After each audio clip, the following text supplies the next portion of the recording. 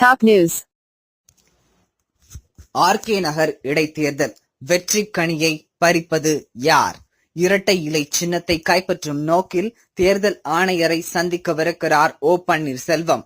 அதிமுக உட்கட்சி விவகாரம் தொடர்பாக தலைமை தேர்தல் ஆணையர் நசீம் ஜைத்தியை நாளை நண்பகல் 12 மணிக்கு ஓ பன்னீர்செல்வம் சந்திக்க திட்டமிட்டிருக்கிறார். அதிமுக தலைமைக்கு எதிராக குரல் எழுப்பிய ஓ பன்னீர்செல்வம் பொதுச் செயலாளராக சசிகலா தேர்வு செய்யப்பட்டது செல்லாது என்று அறிவிக்க கோரி மனு அளித்தார். இது தொடர்பாக சசிகலா தரப்பு அளித்த விளக்கங்களுக்கு ஓ பன்னீர்செல்வம் சார்பில் 61 பக்கங்கள் கொண்ட பதில் மனு தாக்கல் செய்யப்பட்டது.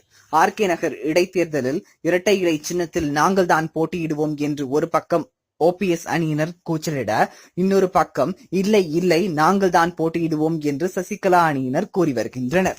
இந்த நிலையில் நாளை நண்பகல் 12 மணிக்கு ஓ பன்னீர்செல்வம் தேர்தல் ஆணையர் நசீம் ஜைத்தியை தனது ஆதரவு எம்பிக்களுடன் சந்திக்கவிருக்கிறார். இது போன்ற செய்திகளை உடனுக்குடன் அறிய டாப் நியூஸ் சேனலை சப்ஸ்கிரைப் செய்யுங்கள். நன்றி, வணக்கம்.